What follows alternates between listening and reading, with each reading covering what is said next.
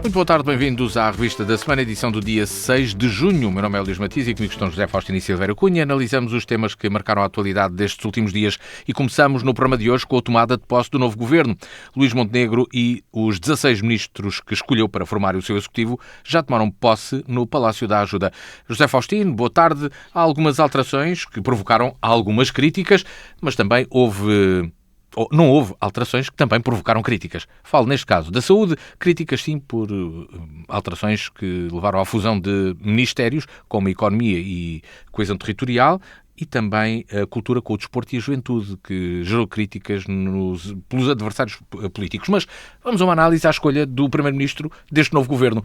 É um governo de continuidade clara, no teu entendimento, face àquilo que aconteceu no primeiro ano do governo anterior, ou no único ano do governo anterior?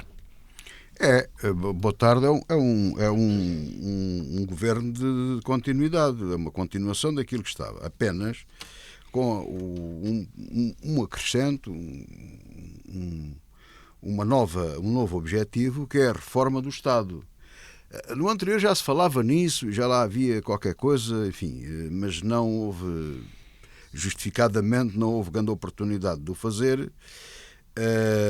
E não vale a pena agora esmiuçar muito isso, mas a verdade é que agora tem um nome exato, Reforma do Estado. E foi nomeado um novo ministro, um novo elemento, uma pessoa muito competente, com trabalho feito, que veio da Fundação Manuel dos Santos que tem a Prodata e todas essas coisas, que tem feito um trabalho importantíssimo. Portanto, um homem conhecedor. Ainda esta semana li um artigo dele sobre a sobre a divisão administrativa do país, que ele tem, portanto, uma ideia das coisas, e sabe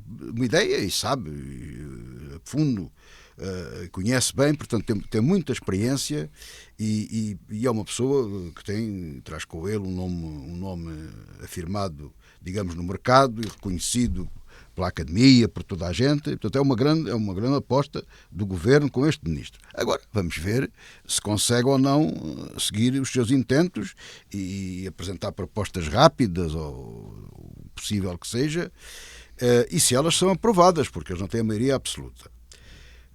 Depois, em relação à mistura do Ministério da Economia com o Ministério da Coesão Territorial, eu acho que faz sentido. Quer dizer, a coesão territorial, há pastas e ministérios que têm sido criados ao longo do tempo, em que eu tenho as minhas dúvidas, mas isso leva-nos a uma discussão mais funda e mais pormenorizada sobre determinadas coisas. Como agora, por exemplo, a cultura foi outra vez englobada noutro ministério. Por exemplo, a comunicação social, que só uma vez é que teve, ou não sei se teve a nível de ministro, que era o ministro dos Assuntos Parlamentares, era diretamente com o ministro, e aliás, na situação anterior também era.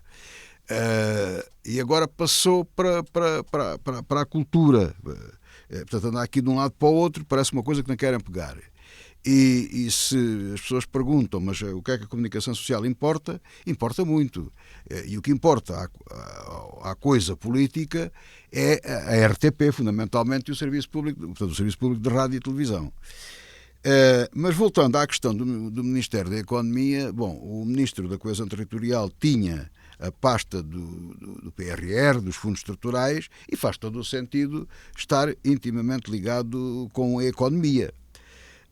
Depois, e para completar a questão da cultura, do desporto e da juventude, a ministra, no fundo, acumula mais pastas, e a ministra foi dispensada, a ministra da Cultura, como o ministro da Economia também foi, e outros que saíram, não muitos, que resta saber, nesta altura, pode-se especular a dizer que o Primeiro-Ministro não os convidou ou não lhes quis dar continuidade. Ainda hoje saíram notícias de duas secretárias de Estado da Justiça, por exemplo, que tinham sido corridas, dizia-se. Afinal, veio-se a saber que ambas pediram para não ser nomeadas porque não lhe interessava, alterou muito a vida delas, não eram de Lisboa e tudo isso. Portanto, a gente não sabe o que é que está nos bastidores e Luís Montenegro pode ter muitos defeitos, mas há um que não tem. Leva isto, a confidencialidade destas matérias, até o próprio dia ninguém sabe nada. Portanto, ele é rigoroso nestas matérias. Até o próprio Presidente da República se queixou disso e agora o procedimento foi igual. Portanto, não transpirou nenhuma informação cá para fora. As poucas coisas que a comunicação social pôde avançar foi já muito perto, já quando as coisas eram públicas, não é? Assim se pode dizer. E, portanto, não houve fugas de informação. Portanto, não se sabe ao certo aquilo que houve. Eu acho que a posição, por exemplo, do Partido Socialista é correta nas grandes questões.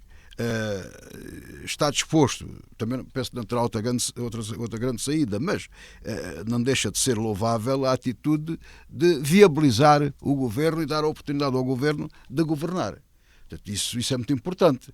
E eu acho que estão criadas condições, porque com o apoio ativo ou indireto do Partido Socialista, o mesmo da Iniciativa Liberal, por exemplo, é suficiente para passar as coisas e por isso abre-se uma nova oportunidade, uma nova esperança ao país, porque o país precisa de muitas coisas que sejam feitas. Vamos ver se desta vez vamos ter coisas mais volumosas.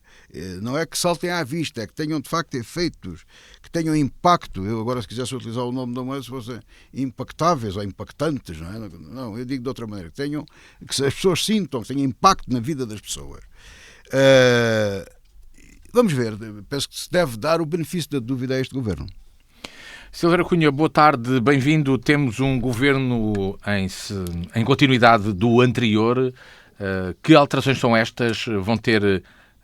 Vão provocar realmente mudanças, escolhas ou fusões como as que já aqui foram descritas e escolhas como também o José Faustino já aqui trouxe, por exemplo, nomeadamente na modernização do Estado e também na Justiça? Ora, muito boa tarde. Eu destacaria, digamos assim, os seguintes tópicos. Parece-me ser um governo de continuidade, que também não seria de esperar outra coisa, porque realmente o anterior governo esteve 11 meses em exercício e, portanto, não haveria, digamos assim, grandes coisas para reformar no próprio interior do governo. Portanto, isso parece-me lógico que seja um governo de continuidade.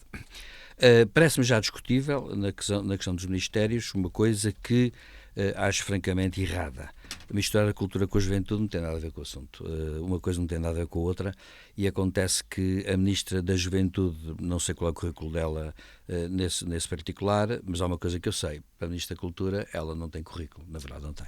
Portanto, eu penso que é de certa forma uma subordinação e uma secundarização do Ministério da Cultura que eu acho que é importante em termos globais, até porque hoje em dia tudo isso, todos os governos da União Europeia têm o Ministério da Cultura, etc. Portanto, não estou a ver a Ministra ter grande capacidade a esse nível. O que vai acontecer na prática, a meu ver, na melhor das hipóteses, se Deus queira que sim, é que haja um secretário de Estado da Cultura que depois acabe por se ocupar do assunto.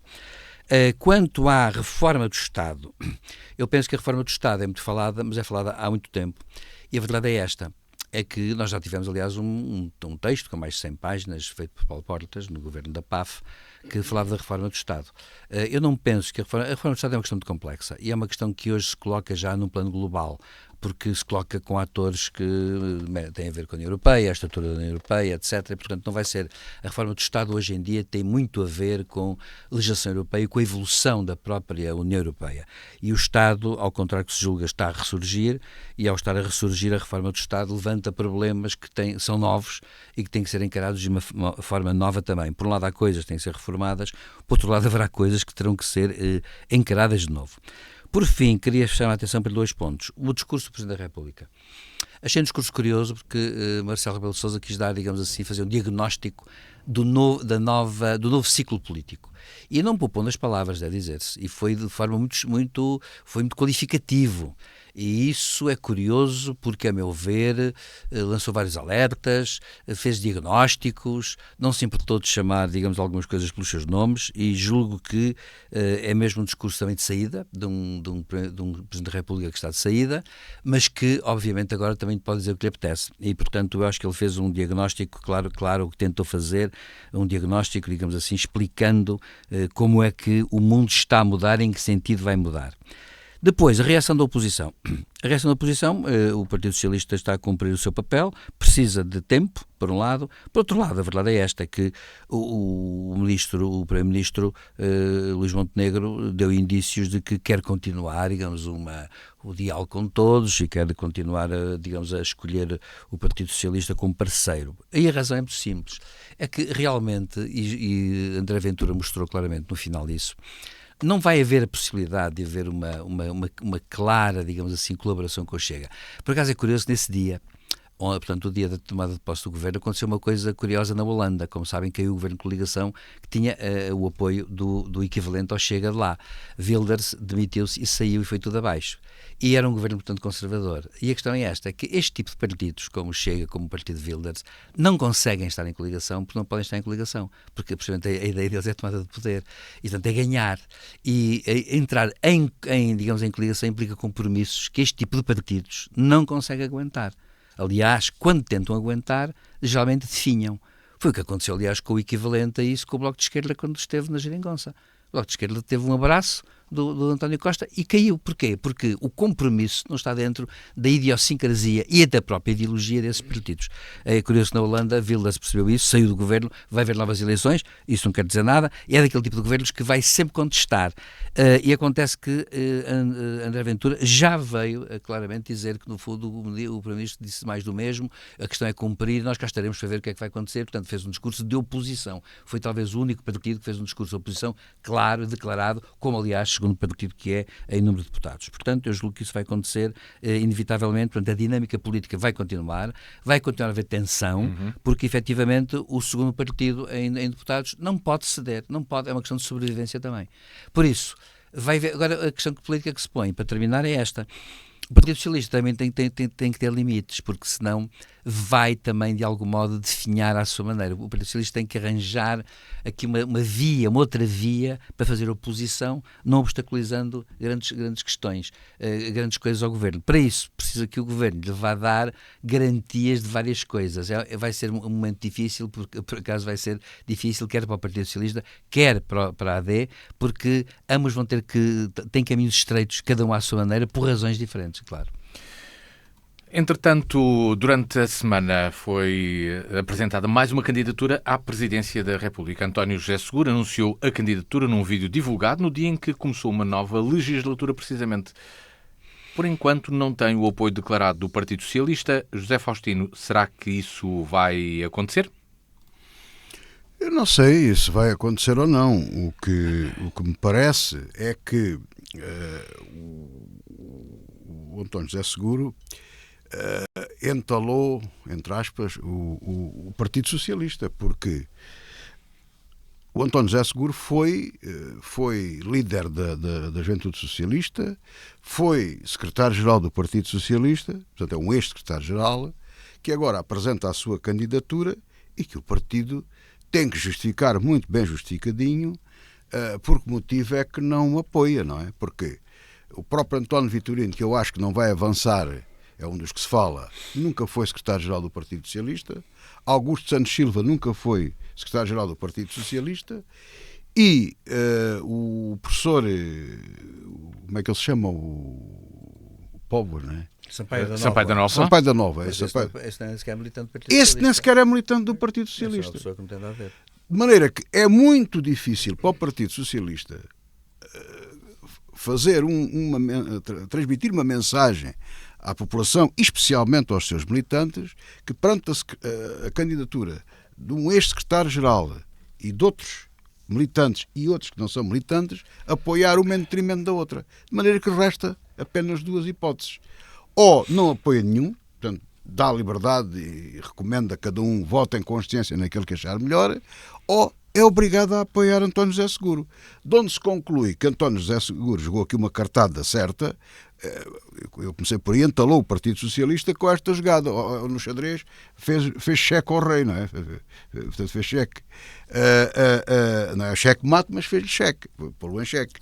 E portanto, o Partido Socialista logicamente pode-se ver obrigado a apoiá-lo. Eu estou convencido que António José Seguro, no PS atual, tem muitos anticorpos esses que têm força dentro do Partido Socialista. E eu sou levado a crer que é mais provável que o Partido Socialista não apoie ninguém do que venha a apoiar António José Seguro. De qualquer modo, neste momento, e até que se conheça a posição oficial do Partido Socialista, não deixa de ser um candidato independente. E justiça seja feita, a Constituição da República Portuguesa prevê que quem se candidata a Presidente da República, que o faz individualmente, é um ato isolado de cada cidadão e que está sujeito ao sufrágio direto e universal dos portugueses, que tem que apresentar a sua candidatura, tem que cumprir uma série de formalidades perante o tribunal competente e tem que fazer todas essas coisas. Portanto, o António José Seguro avançou sozinho e por sua conta, como avançou o almirante Henrique Gouveia e Melo. Portanto, também é um candidato independente. Esse disse ao que vinha, disse que não pede apoio de ninguém, embora, claro, todos os que vierem para a candidatura dele são bem-vindos, naturalmente, isso é como o mesmo se passa com os outros candidatos. Aliás, conforme as coisas vão evoluindo, vem-se a perceber que tudo o que é dito e contradito sobre, por exemplo, este candidato não tem fundamento nenhum. Portanto, eu já vou à questão do Luís Marques Mendes, porque já falámos sobre ele, mas de qualquer modo vou repetir. Mas o que é certo é que há determinado tipo de acusações a qualquer um dos candidatos que não faz sentido que apareçam neste processo. O medo, o medo da democracia e coisas que, por exemplo, Marques Mendes disse do Almirante, são despropositadas aqui. E se alguém disser, o próprio Almirante, o mesmo Marques Mendes, é despropositado. É legítimo também concorrer com o apoio dos partidos. Não há nenhum, a Constituição não proíbe isso. Agora, os cidadãos fazem o seu juízo. E o ser dos partidos... Há aqui também outra coisa que está aqui a criar, que é esta, é antipartido. Eu acho que ninguém é antipartido aqui. Por exemplo, o António José Seguro é militante do Partido Socialista. O Almirante Gouveia Melo, que saiba, não é militante de partido nenhum.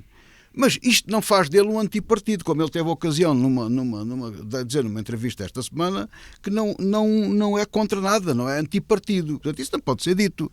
É candidato à margem dos partidos. Tem toda a legitimidade para o fazer. E ainda que fosse antipartido, também quer dizer, achar que os partidos que são um mal da democracia ou coisa do género, isso faz parte da liberdade de expressão e da vontade de cada um. É mais grave, por exemplo, o que diz neste momento o Chega, que se propõe fundar a Quarta República. Isto aqui acho que carece de demonstração e de explicação, porque é uma afirmação grave, porque não é remodelar a República nem no regime, é uma Quarta República. Portanto, será que eles se propõem derrubar o regime? É complicado. Mas este não é o tema agora. Finalmente, o Luís Marques Mendes, eu penso que se não fosse o apoio do PSD, que tem um peso institucional, com certeza, estava em maus lençóis. Porque eu acredito, e aquilo que vejo e que observo, parece que Luís Marques Mendes, por si próprio, tem pouco peso eleitoral. Não estou a tirar aqui o valor de ninguém em termos pessoais e capacidades pessoais, qualquer um deles são pessoas muito bem formadas e com conhecimentos e tudo isso. Mas Marques Mendes, se não fosse o apoio do PSD, podia ter aqui um problema complicado. E eu até, só para finalizar, vou dizer outra coisa. Eu não sei até que ponto é que o PSD vai conseguir direcionar todos os seus militantes, ou a grande quantidade dos seus eleitores, para Luís Marques Mendes. Porque eu estou convencido que há muitos militantes do PSD que estão calados porque estamos em véspera de eleições autárquicas.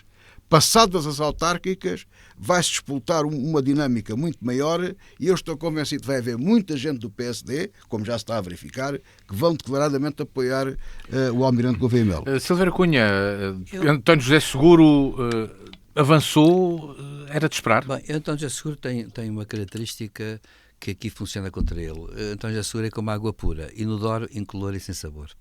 Portanto, tem esse inconveniente. A pessoa António José Seguro e, de facto, é uma pessoa que eu acho um bocado vazia de ideias, para ser franco. Não tem.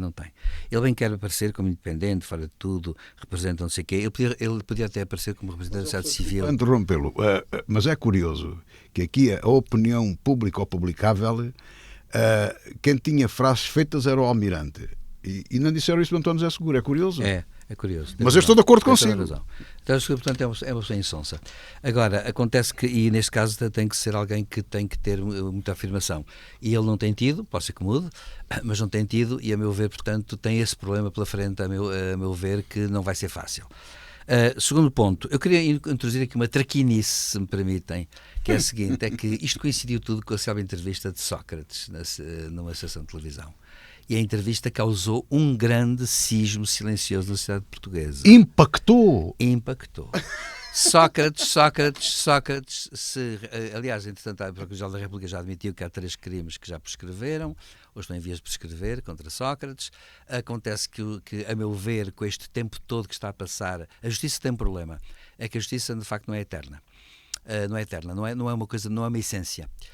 Não é uma essência, a não ser quando envolve, sei lá, mesmo a justiça não é uma essência, tem o seu tempo, e acontece que à medida que o tempo passa, as coisas que há contra Sócrates perdem valor, e acontece que ele fez uma entrevista em que mostrou estar em plena forma, inegavelmente, ele é aquele animal feroz da política e que tem ideias, e acontece que o problema é este, gostemos ou não delas. Exatamente. E ele tem ideias, e acontece que ele mostrou uma coisa, ser uma pessoa muito diferente. Lá está, põe António José Seguro a um canto em termos qualitativos, é mesmo assim, deixemos coisas. António José Seguro tem esse problema, é o que eu digo, incolor, inodoro e sem sabor. Agora, a entrevista de Sócrates, portanto, eu acho que foi curiosa porque provocou um certo cismo na vida política portuguesa e social. Muita gente, ele se fosse candidato amanhã, teria muita gente a apoiá-lo. Isto é um facto, gostemos ou não dele, e haja o que houver sobre ele, e que se prova ou não alguma coisa sobre ele. Bom, segundo ponto. Aliás, diga-se passagem, se ele se candidatar, ele, para já não tem, ainda está tudo, vamos ver o que é que vai acontecer judicialmente, não é? Portanto, não acontece. Bom, agora, voltando, olhando para Henrique Gouveia Melo, a questão é um bocado esta. O que eu ouço sobre o Almirante, há muitas coisas que não têm sentido, há uma espécie de campanha na opinião pública e que o candidato Marcos Mendes, já há uma guerra aberta entre ele e o candidato Marcos Mendes, claramente. Já andam com recados um ao outro. A meu ver, o Almirante faz mal se responder do ponto de vista político a Marcos Mendes, por razão, Marcos Mendes anda a lançar umas farpas a ver se ele se descai e se ele escorrega.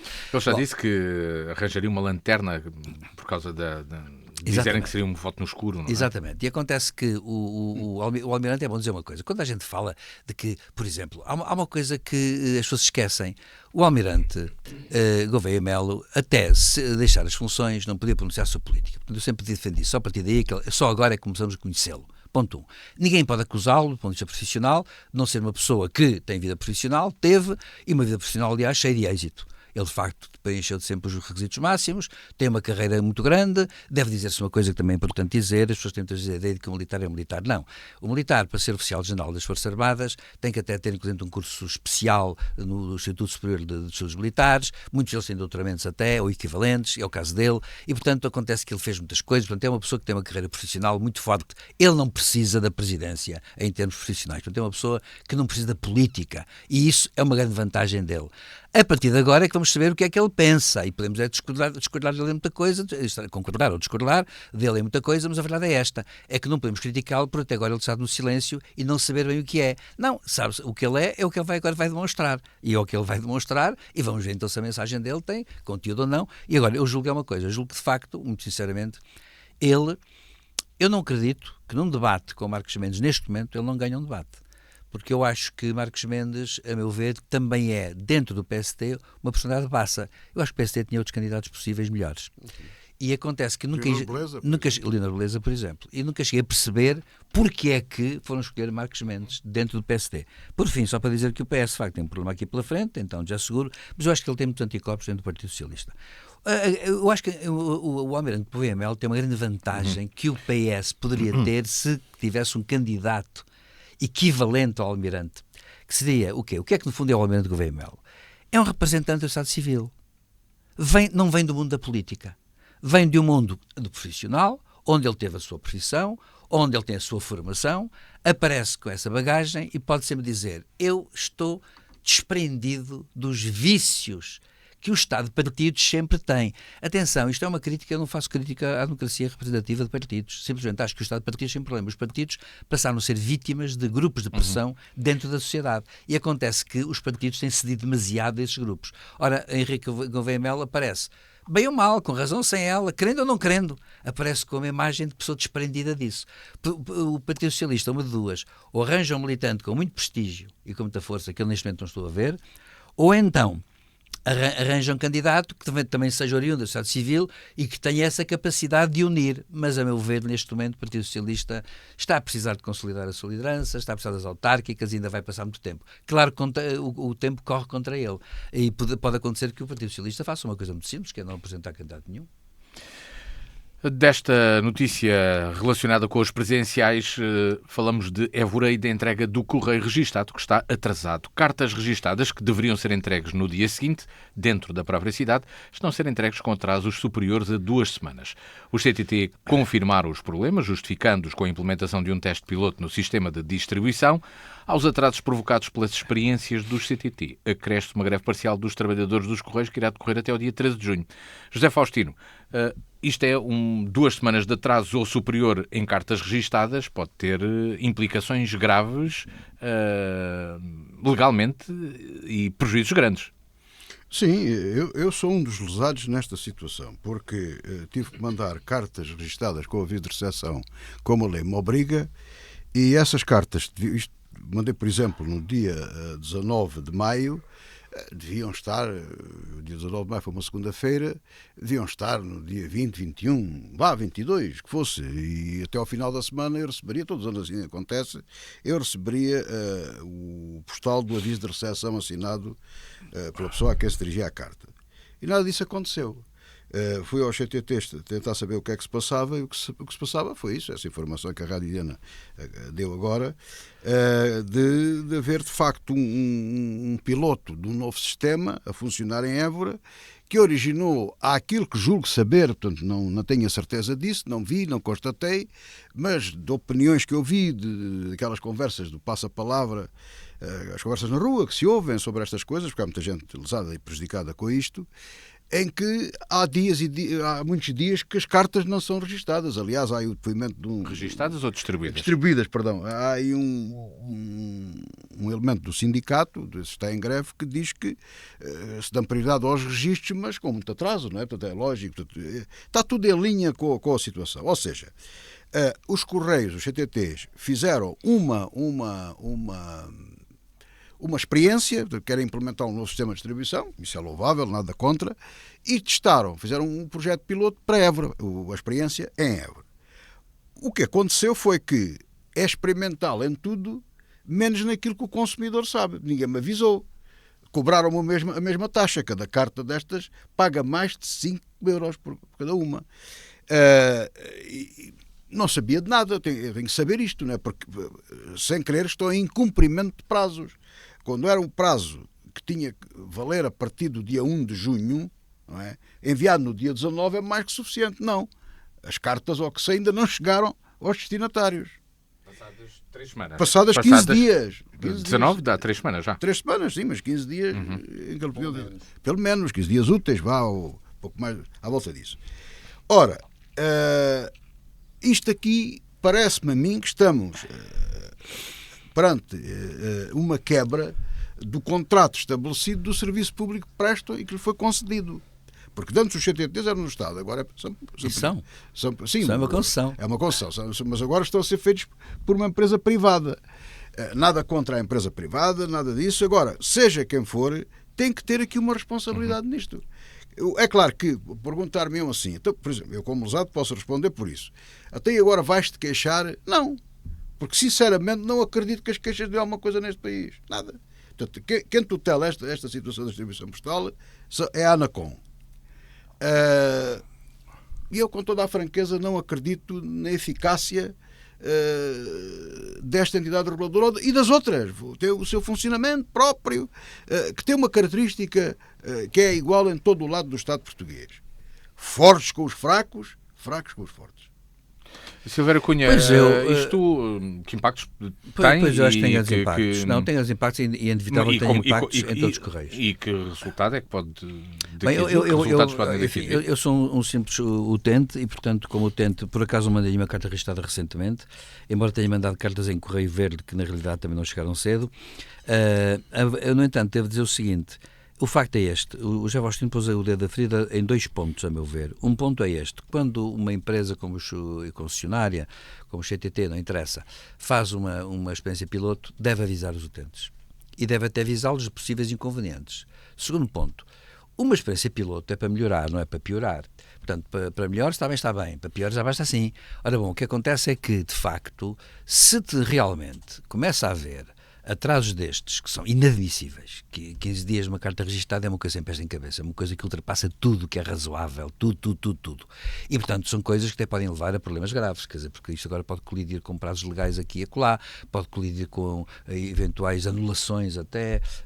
Isto é mais complicado do que possa parecer. Há pessoas que podem ser muito prejudicadas. Por exemplo, falamos de, por exemplo, cartas de tribunal, por exemplo, questões judiciais, claro, os prazos têm que ser suspensos, quer dizer, porque tu, no fundo, é assim, por uma experiência piloto, começa a ser afetada a própria atividade oficial, digamos assim, da região. Ora, isto não pode ser, pura e simplesmente não pode ser. Portanto, um projeto piloto não pode, para ser pensado, agora estou eu a pensar em voz alta e, portanto, eu não sei o que é que fez a administração e o que é que estão a fazer os CTT em Évora, bem entendido, e para de princípio que fazem melhor. Agora, a questão que se põe é assim, um projeto piloto tem que acautelar uma coisa fundamental, princípio de precaução, é que não haja precisamente quaisquer atrasos.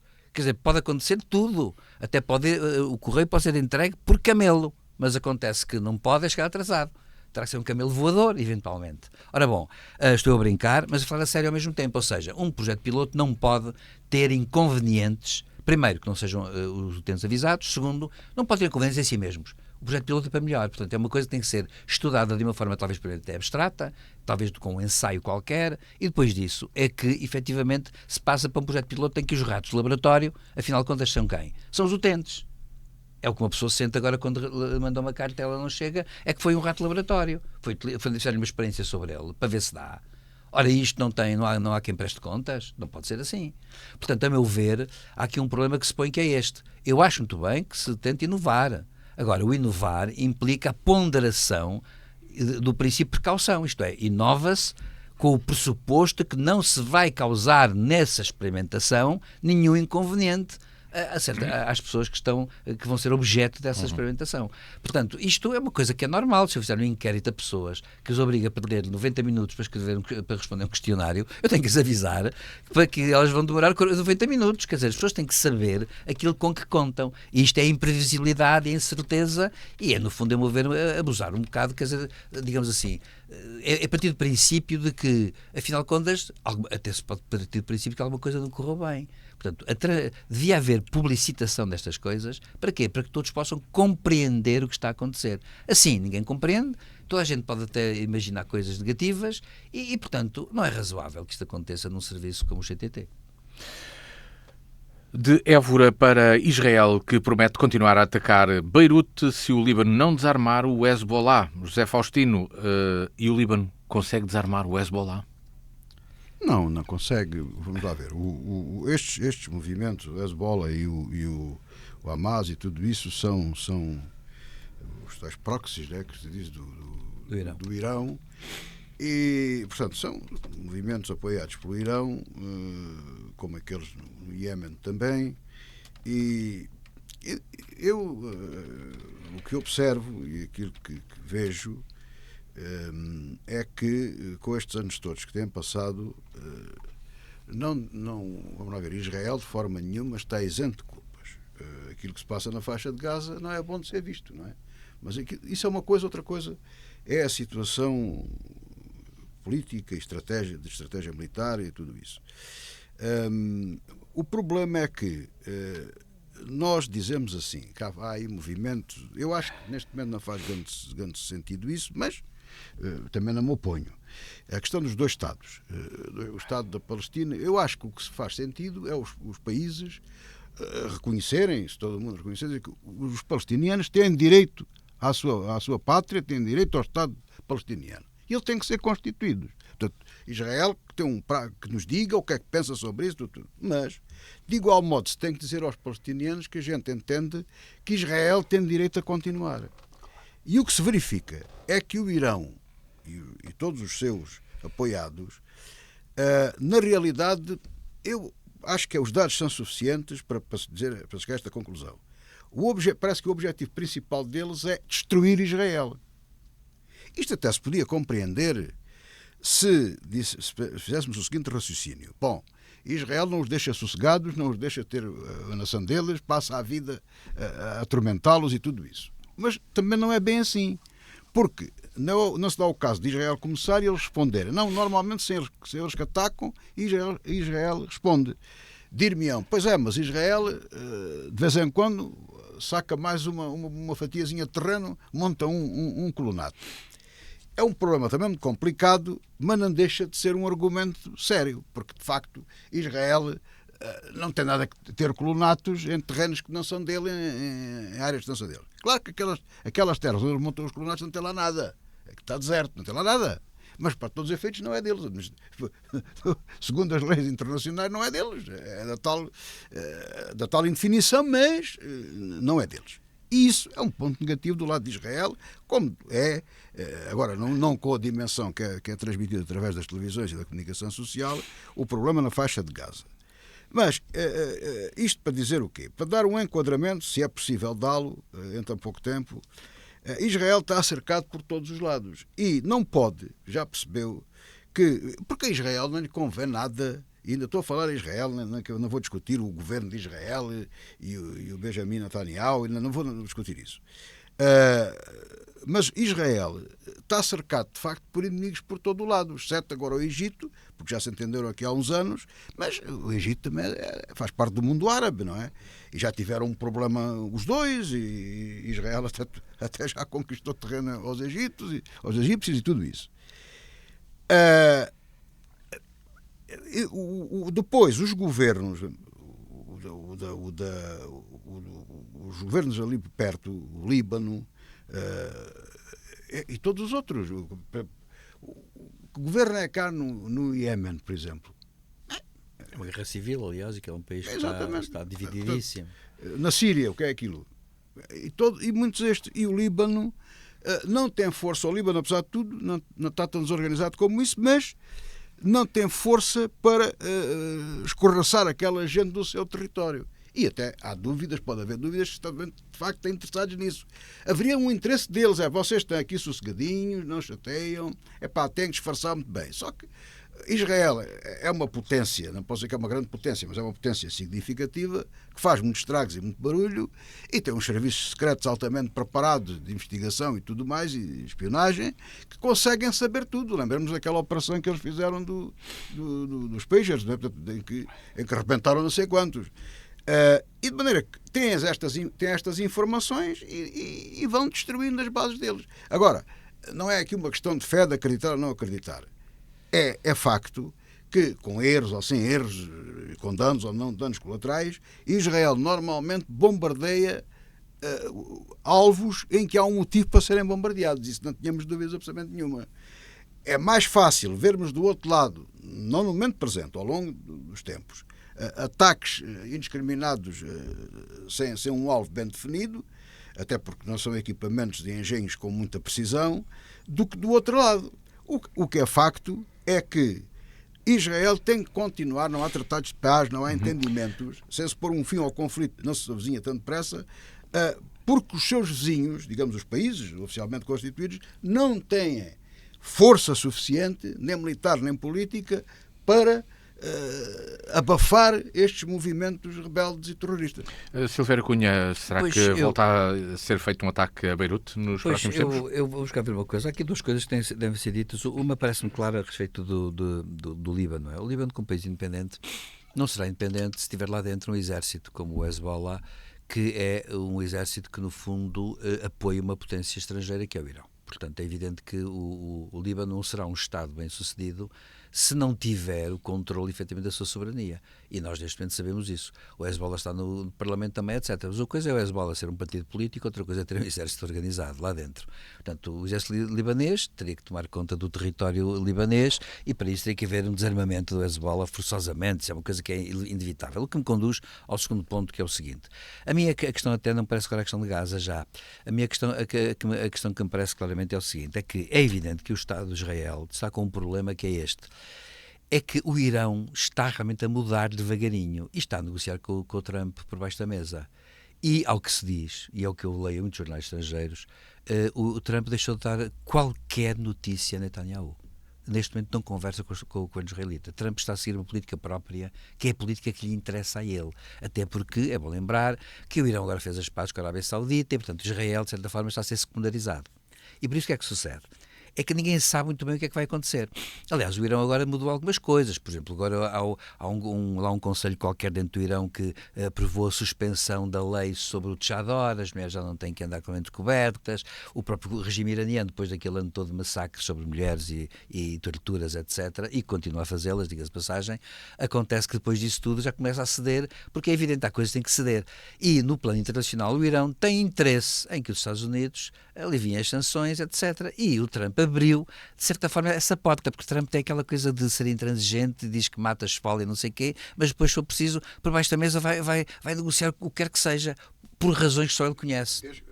Ele tem vantagens económicas. Tem vantagens. E então o que acontece? É que o Irão, neste momento, pode estar a negociar com os Estados Unidos por baixo da mesa e está, como se pode dizer em bom português, a sentar cavaco a Israel. Portanto, Israel pode estar a fazer isso tudo também só porque vai dizer assim, eu estou aqui. Porque vamos ver o que é que vai acontecer de facto com a questão do Irão, porque eu julgo que o Irão, mais tarde ou mais cedo, até sob a influência da China, vai entender-se é com os Estados Unidos. E em que termos é que isso vai acontecer é que ninguém sabe. Portanto, eu julgo que a questão é um bocado esta e mais nada. Para já. Mas é só aqui uma coisa, eu estou de acordo com aquilo que o professor Silvério Cunha diz, mas penso o seguinte, é verdade que há ali o Trump é tudo possível, mas há ali umas conversas subterrâneas que ninguém vê, ninguém percebe nada. Mas as motivações do Trump não são iguais às do Irão. Pois não, claro. Claro. Vamos falar então de Trump, porque a relação azedou entre Trump e o multimilionário Elon Musk. Este diz que Trump não teria sido eleito sem sua ajuda. Tudo começou com desentendimentos devido a uma lei de Trump para o aumento da dívida pública, que iria provocar um aumento da dívida pública norte-americana. Este é um desentendimento que decorre particularmente desde ontem e com grande disputa no mundo virtual, ou seja, nas redes sociais, onde tudo é colocado. Desde afirmações de que Musk perdeu a cabeça, até Musk dizer que Trump está nos ficheiros de Epstein. José Faustino, há aqui acusações graves entre duas pessoas que se zangaram, mas que eram muito amigas antes. Aparentemente. Aparentemente, vamos lá ver. O ponto aqui é este. Portanto, a política americana, como já toda a gente percebeu, isto é uma evidência, não está na mão de políticos, pelo menos a nível de topo, mas sim na mão de empresários, de negociantes, ainda por cima não muito estáveis, para não chamar outra coisa pior, alegadamente desonestos. Claro que, como até falámos aqui, lembro-me disso perfeitamente, no princípio, quando se deu aquela ligação de Trump com este magnata do mundo digital, destas coisas, o Musk, que era uma coisa que ia dar os seus problemas, porque eram muitos galos para o mesmo poleiro, não é? O Trump está velho, não se sabe o que é. Ninguém me tira da cabeça que há duas hipóteses, ou ele dá um golpe naquilo para se perpetuar no poder, mas como é velho pode tirar isso da cabeça, mas aí é encher-se de dinheiro para ele ir para a família ou mais que puder. Mas aí esse tal instinto de reinar, de mandar, que nem é sequer o instinto da monarquia, nem nada disso, é mais um instinto ditador. Prefere que seja o filho a dar continuação. Que quer ser presidente, que já anunciou que quer ser presidente. Já anunciou que quer ser presidente. Bom, o Musk tem um problema. Se não mudar a Constituição americana, ele, como não é americano de origem, de nascimento, não pode ser presidente dos Estados Unidos. Mas há lá outro galo, um periquito, já galaró, não é? que é O Vance. o Vance, o vice-presidente. Portanto, aquilo tinha que dar enredo. Até porque, vamos lá ver, a briga do Musk com o Trump. Eu, daquilo que analiso e daquilo que vejo, fazendo as coisas, vamos dizer que ele que já fez o trabalho dele, que se foi embora, havia um outro problema, e ia-se embora. Muito bem, então o trabalho estava feito, ele também nunca foi bem uma espécie de ministro, ele estava ali ao lado, uma espécie de um gabinete novo que se criou para fazer reformas no Estado, cortar as gorduras, mas da ideia também cortou o nervo e tudo. Mas não é nada disso. Aquilo não é nada disso. Portanto, o Musk empatou ou investiu, como quisermos, milhões de dólares na campanha de Trump, não era só por causa da sanidade do regime americano e das suas finanças e tudo isso. Não era. É evidente que era para os seus negócios. Porque estes milionários ganham dinheiro com as redes sociais e com essas coisas todas. Mas há aqui outro aspecto. Isto é como diz o povo, todo o pássaro come trigo e só o pardal é que paga. E aqui todo o país bebe da borracha, deixem-me aqui fazer uma tradução deste ditado, e só Portugal é que paga. De facto, nós temos aqui uma série de empresas agarradas ao Estado, mas nos Estados Unidos é o mesmo. Este homem, este Musk, e os outros, mas é deste que estamos a falar, recebe milhões e milhões de dólares para as empresas e para os projetos dele. Aqueles projetos espaciais, projetos disto e daquilo e daquele outro, os satélites, tudo isso. Isso é tudo projetos que são apoiados, não é só na União Europeia que há subsídios. Lá também há. É preciso ver isso. Portanto, e há outro aspecto que é o empresário, o indivíduo que tem um negócio grande e que está agarrado ao Estado, tem vantagem, naturalmente, em fazer ter este tipo de apoio, fazer estes investimentos, estas coisas. Mas também tem outro interesse, que é não ser demasiado penalizado em termos de impostos. Não é?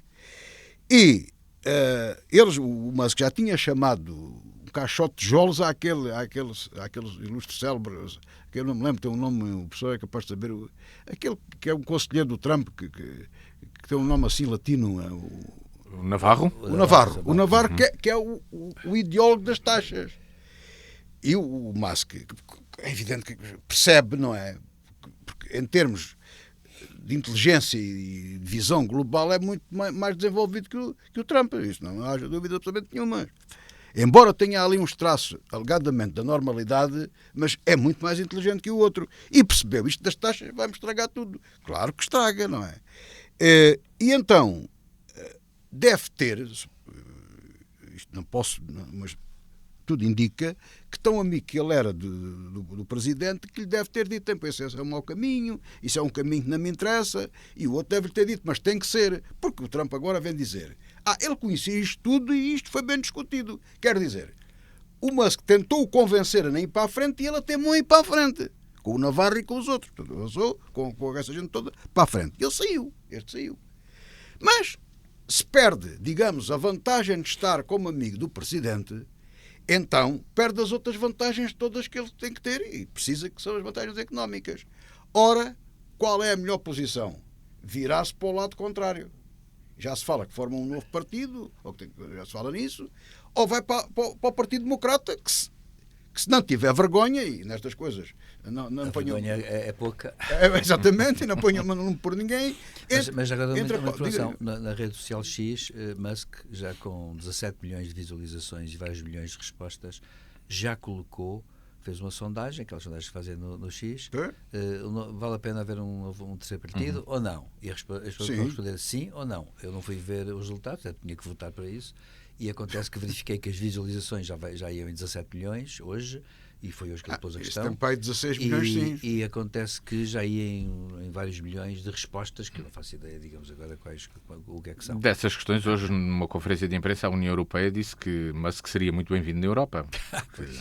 Lá está, é o que eu estou a dizer. Portanto, das duas, uma. Ou, já disse o que tinha a dizer sobre a coisa disto. Portanto, ou ele forma um partido novo ou vai para o Partido Democrata. Ele tem que se pôr contra o outro. E o Trump, que também isso é o que ele gosta, já lhe chamou pedófilo, alegadamente está numa pedófilo, já diz que os carros do outro são um bocado abichanados e por aí adiante. Chama-lhe louco? E louco, e louco portanto, agora. estamos no grau máximo. Eu não vejo, nestas circunstâncias e daquilo que pronto, à distância e que não conheço a sociedade americana, conheço das informações que tenho, daquilo que vejo, não me admiro que o Partido Democrático receba de braços abertos como um grande elemento. O que faz é mal. O que faz é mal. Silvério Cunha, isto é uma Ou que surja zanga. um novo partido. Isto é uma zanga com um nível de violência verbal e de exposição pública. Sim, completamente já despropositadíssimo. Não se conhece de antes, sim, não é? Os dois, as insinuações e os insultos trocados na rede social X e na rede Truth Social. Truth, não é? O Truth Social do Trump, são insultos incríveis. Aliás, quer dizer, espantar-me agora que eles pudessem fazer as pazes seria o cúmulo depois do que disseram já um do outro, não é?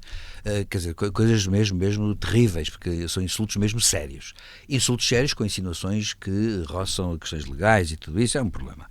Agora, os dois, aconteceu isso. Claro que é evidente e óbvio que o que os dois estão a fazer é escaquear o Partido Republicano. O Partido Republicano foi escaqueado pelos dois, completamente. O Partido Republicano, aliás, deve dizer-se que internamente os Estados Unidos está a ver, primeiro, um custo de vida disparou. Segundo, já houve eleições parciais aqui e acolá e em sítios republicanos de fortíssima maioria absoluta republicana, que os republicanos perderam em pequenas eleições locais. Temos agora os midterm, não é? E acontece que isto está a correr mal para Trump. E acontece mas que vê uma coisa, sobretudo, veio ao de cima um aspecto que Trump tem, que é isto, é que ele é instável e é uma pessoa que não é, ele é de facto imprevisível no mau sentido do termo, ou seja, os mercados, como as sociedades em geral, querem previsibilidade, estabilidade mínimas e querem avançar para este ou para aquele rumo, não interessa agora qual, mas querem avançar tendo a certeza de que há a possibilidade de poder recuar, de avançar com salvaguardas, quer dizer, as coisas nunca se atira no escuro e se vai para o precipício confiado num paraquedas que há de aparecer a meio da queda. No fundo é um bocado isto que está acontecendo nos Estados Unidos. E Trump, de facto, é um homem imprevisível, um homem espantoso. E claro que Musk também é, por causa das suas particularidades, e segundo, por outra razão, porque Musk tem uma visão do mundo que é, de algum modo, um bocado desconforme com a realidade do próprio mundo. Ele tem a sua visão do mundo que é muito particular. E acontece que, evidentemente, tinha que chocar com aquele bloco sociológico, cultural, político, que de resto é muito antigo nos Estados Unidos. Essa gente sempre existiu. O eleitorado trumpista sempre existiu. Calculou-se, aliás, vou dar um cálculo, sempre se partiu do princípio de que o eleitorado de tipo trumpista, que na altura nem se falava de Trump, mesmo antes de Trump nascer, sempre roçou os 25%, 30%. O que acontece é que não apareciam para votar e os que apareciam estavam enquadrados nos partidos. Os democratas, que muitas vezes até a Sul era quem dominava os trumpistas, curioso, os trumpistas de hoje, digamos assim, e os republicanos. Portanto, acontece que os partidos tradicionais tinham isso, apareceram alternativas. Já foste lembra-se daquele Ross Perot, que apareceu há muitos anos, um multimilionário, que apareceu como candidato e que acabou por ter 3% ou 4% dos votos. E depois, mais recentemente, aquela senhora lá do Alasca... Mas essa é republicana, apesar de tudo. A Sarah Palin. A Sarah Palin. Mas que desapareceu. Desapareceu, sim. Mas que o Ross Perot foi uma tentativa. E acontece que, eu não sei até que ponto é que pode acontecer nos Estados Unidos também a fragmentação que está a acontecer em todo o mundo. E, portanto, pode isso acontecer. Agora, a verdade é esta. É que, queremos ou não, aquela aliança, digamos, a aliança de Musk como visionário de um mundo completamente aceleracionista, projetado para outro tipo de racionalidade, inclusivamente, não calha bem com a MAGA, com aquele aglomerado gigantesco que apoia Trump e que, se Trump disser que o Sol é a Lua e que a Lua é que é o Sol, acredita de imediato, não é? Portanto, acontece que isso, de facto, e o velho Partido Republicano, que está a desmoronar-se completamente, ou se já desmoronou, para se reconstituir, também terá os republicanos que o querem reconstituir. De resto, continua a haver uma corrente do Partido Republicano que é anti-Trump.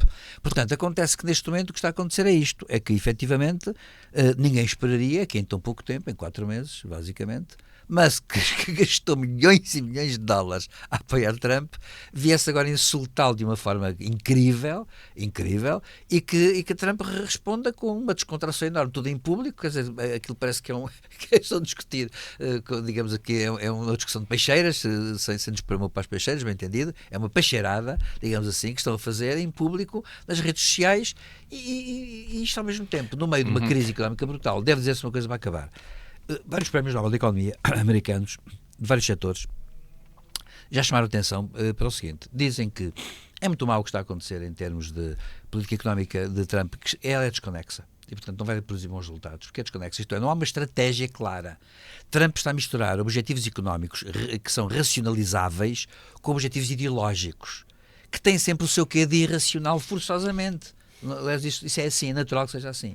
Portanto, quando se misturam as duas coisas e julga que uma coisa substitui a outra, o resultado só pode ser mau. E agora, portanto, estamos a ver para já a primeira, digamos, cisão que há. Entretanto, temos ainda os outros que apoiam Trump, como o J.D. Vance, como Marco Rubio, etc., que têm muitas reservas a respeito de muita coisa e que, obviamente, agora têm que entrar em guerra têm que fazer escolhas e vão entrar em guerra com Musk. E Musk, é claro, que não vai perdoar nada, porque Musk também é daquelas pessoas que não é fácil de assoar, como estão a dizer, e agora vai reagir muito mal. Fica a curiosidade de saber o que é que o chanceler alemão achou do assunto, porque aconteceu no dia da sua visita à Casa Branca. Mas é dizer uma coisa, Trump não fez com ele nenhuma brincadeira. Nada, não palhaços. Ainda tentou, mas Friedrich Merz se despendeu com um nível extraordinário, sem dúvida. Curiosamente, sobre este dia 6 de junho, o dia D do desembarque na Normandia. Vamos terminar o programa com a Ucrânia, que realizou uma missão impossível. O ataque em grande escala com drones, que chegou a bases aéreas russas em locais mais distantes do que de Lisboa a Moscovo. Pelo menos 40 aviões de guerra russos foram atingidos e alguns ataques aconteceram a mais de 4.000 km da fronteira ucraniana. José Faustino, esta guerra assimétrica tem ainda mais surpresas pela frente? Tem, porque, vamos lá ver, o ponto aqui, logo no princípio da guerra, falámos aqui nisso, e temos falado, vamos ver, a guerra nunca irá acabar, aquele conflito não acaba, porque mesmo que haja qualquer coisa, qualquer entendimento, um armistício, como na Coreia, que ainda tem guerra, oficialmente tem. Tecnicamente tem guerra. Portanto, mas ali parou. Mas ali no caso da Rússia com a Ucrânia não vai parar. E não vai parar porquê?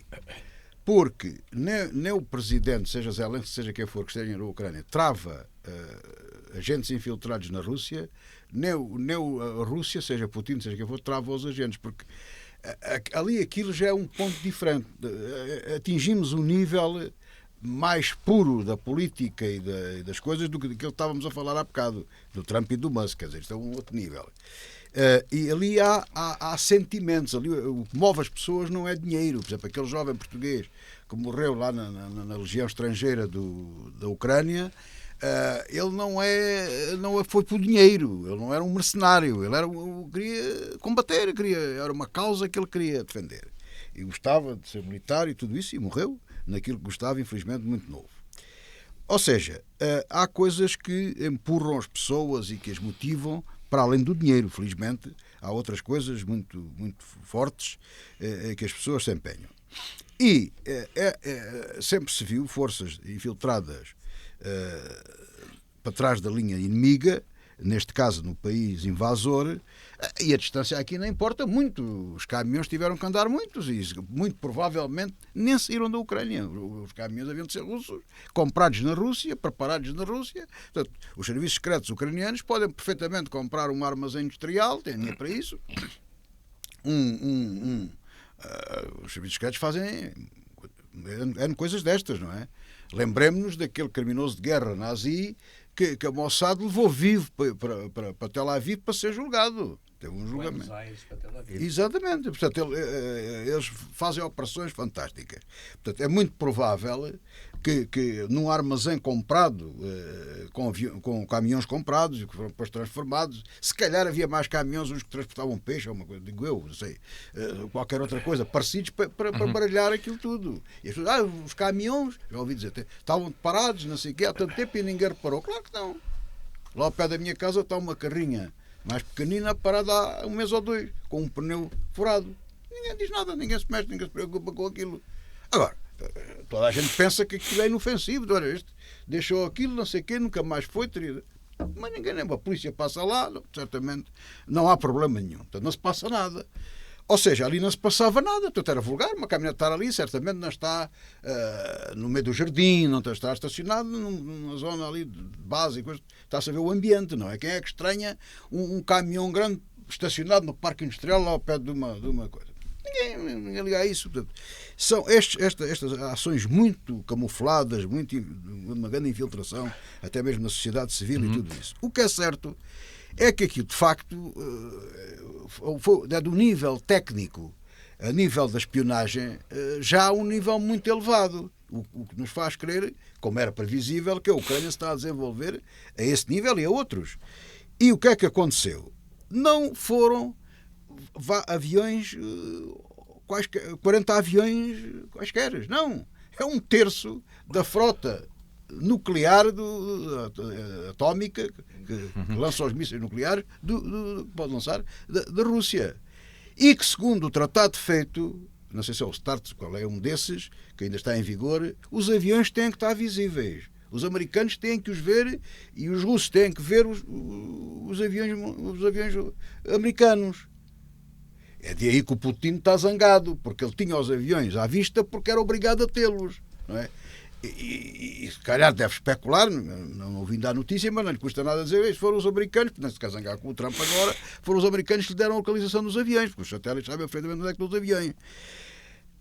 Foi um grande prejuízo, foi um ataque fortíssimo, um prejuízo fortíssimo para os russos. Foi numa altura própria ou imprópria.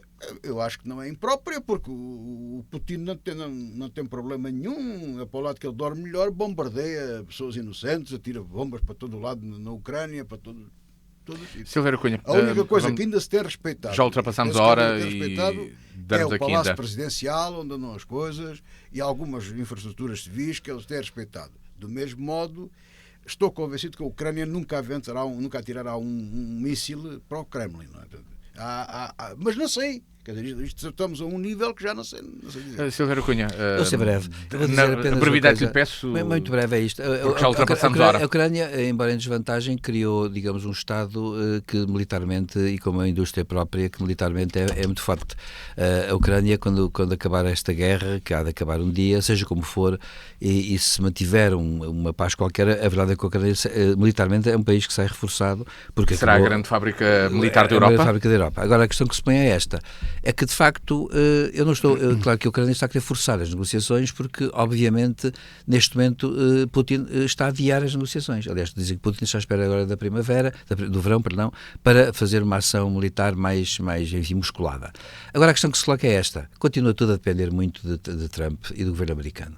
O governo americano continua com as ambiguidades habituais, não se percebe bem nada, não se percebe nada. Aliás, Trump, não sei se... Trump, eu acho que Trump gosta de conduzir a sua política externa e se Trump não está a pensar no assunto, não se faz nada. Se ele pensa no assunto, faz aquilo que ele tiver aqui a pensar naquele momento. Se no dia seguinte for outra coisa, faz outra coisa. Portanto, acontece que neste momento Trump chegou a dizer, inclusivamente, há tempos, de uma forma quase isolada, que não havia maneira ele próprio influir na questão da guerra. Ou seja, demitir-se da sua própria função de superpotência, que é uma coisa que eu acho que é tudo incompreensível à luz da atual política internacional. Portanto, eu acho que isto foi realmente um grande golpe para a Rússia, e acontece que, mas no entanto não tira a fragilidade desta guerra, que é uma guerra de escaqueirar a pouco tudo.